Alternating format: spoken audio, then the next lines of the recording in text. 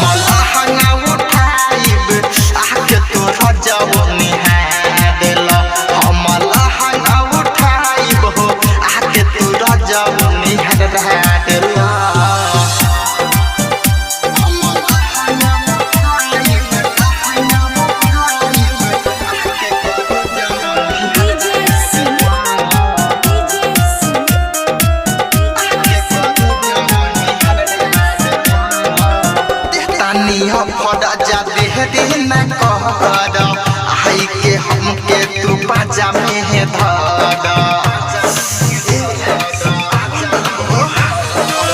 देतानी हम फड़ा जाते हैं ना खड़ आई के हमके तू पाजा में पकड़ आवाज मोटी में खिला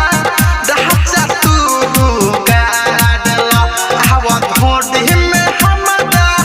खिला रजबू तू गाड़ला हमर लहंगा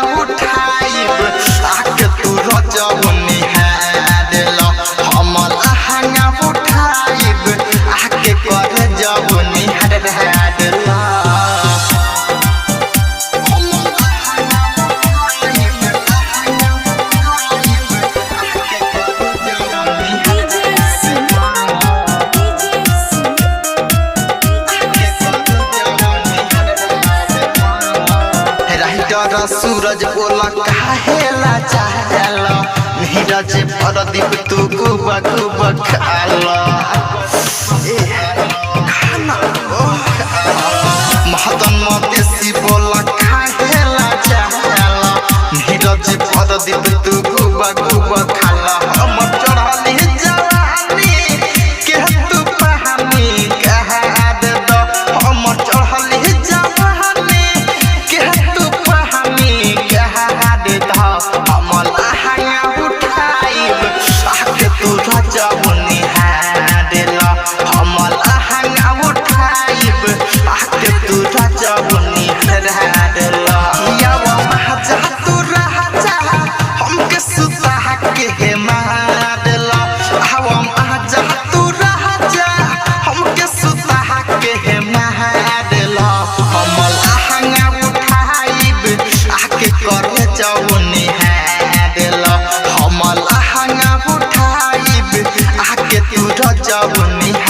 हमर चढ़ल जवानी के बहानी रजब तू झाड़ द